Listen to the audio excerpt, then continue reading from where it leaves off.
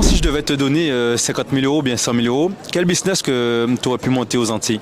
Développer notre propre marque de riz en Guadeloupe.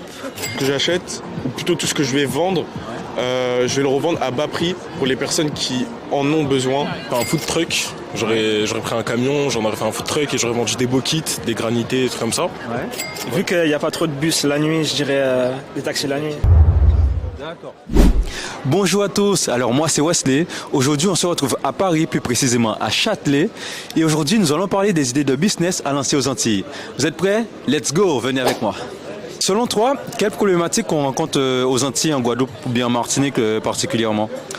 Actuellement, les deux plus grandes problématiques selon moi, c'est l'eau et la vie chère en Guadeloupe.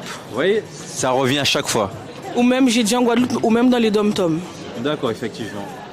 Et admettons si je devais te donner 50 000 euros ou bien 100 000 euros, quel business que tu aurais pu monter aux Antilles? Ben, moi je sais qu'en ce moment, il y a pas mal de monde qui ont commencé à planter du riz.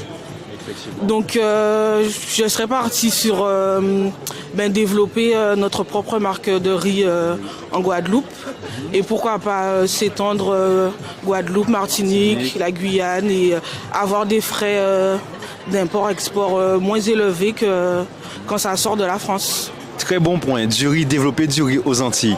Et dernière question, si tu avais un conseil à donner à quelqu'un, à un petit jeune qui veut entreprendre, qu'est-ce que tu lui aurais conseillé? Moi je lui dirais de s'accrocher, de rester en Guadeloupe. Parce que bon, moi je suis guadeloupéenne, je suis partie en France, mais on voit de la misère aussi en France. Et je me dis c'est toujours mieux de voir la misère au soleil, de s'accrocher. Il y a des choses à faire, il y a des choses à développer, il y a des aides. Il faut savoir où s'orienter, mais s'accrocher en Guadeloupe. Et pourquoi pas que ce soit nous qui développons notre île, que ce soit les autres qui viennent et ils prennent notre place. Selon vous, quelle problématique on rencontre aux Antilles? Le faible PIB, en gros, il y a beaucoup. Le prix de ce qui est là-bas est beaucoup trop élevé et les revenus des salaires ils sont beaucoup trop bas. Parce que c'est une colonie française et du coup la France en gros elle ne s'occupe pas trop de la Guadeloupe ou même des Antilles en général. Du coup les prix là-bas par exemple pour un pot de Nutella ça peut être à entre 8 et 10 euros alors qu'ici en France c'est à peine 4 euros et c'est vraiment élevé comparé à nous ce qu'on a en France. Du coup ça c'est vraiment un gros problème. Donc tu parles vraiment en fait du prix de la vie chère là-bas, tu trouves en fait que c'est pas équitable en fait. Ouais, même si c'est un très très beau paysage, genre c'est vraiment des îles paradisiaques et tout où on peut se poser, c'est des beaux paysages, mais le prix là-bas pour les personnes qui y vivent, c'est pas approprié. D'accord. Et messieurs, selon vous, si je vous donnais là par exemple 50 ou 100 000 euros, quelle idée de business vous voyez développer par exemple aux Antilles? Bah honnêtement un business où en gros tout ce que j'achète, ou plutôt tout ce que je vais vendre, je vais le revendre à bas prix pour les personnes qui en ont besoin facilement. Du coup, moi, après, ça me permet de faire facilement des bénéfices dessus parce que ça va se revendre hyper vite. Et après, du coup, je peux augmenter mon entreprise en faisant ça. D'accord. Ok, toi, selon toi, alors, quelle idée de business Moi, j'aurais fait un food truck, j'aurais pris un camion, j'en aurais fait un food truck et j'aurais vendu des bokits, des granités, des trucs comme ça. Ouais. À côté d'une plage, Saint-Martin, non. Oui, c'est ça. Oui, Saint-Martin, voilà. Lance-Figuier, des trucs comme ça. J'aurais vendu vraiment un endroit beaucoup touristique où il y a beaucoup de monde.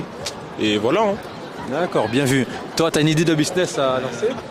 Vu qu'il n'y a pas trop de bus la nuit, je dirais des taxis la nuit. Quelle heure que les jeunes trouvent à entreprendre là-bas? Peut-être les études, en vrai. Pour les jeunes, pour ceux de notre âge, ça pourrait être les études et surtout pour les parents pour payer leurs études. Par exemple, si à un moment, ils veulent aller dans n'importe quelle université, il y a des frais de scolarité et certaines familles n'ont pas les moyens pour. Du coup, il faudrait peut-être baisser aussi les frais de scolarité là-bas. En fait, la vie en Guadeloupe, c'est bien pour les paysages, etc., mais c'est extrêmement cher pour tout le reste, en gros. D'accord. Et quel conseil que vous pouvez donner aux jeunes et aux personnes vivant là-bas alors? Qui s'accrochent, qui font de leur mieux, qu'ils essayent de travailler pour gagner un maximum d'argent, qu'ils économisent, qu'ils ne dépensent pas n'importe comment et que surtout qu'ils essayent au plus vite de venir en France ou dans un pays qui les rémunère mieux. D'accord. Manifester pour avoir l'indépendance. Oui, aussi. Effectivement. En tout cas, merci encore à vous les gars et puis force et puis bonne continuation les gars. Allez, je vous remercie les gars. Allez.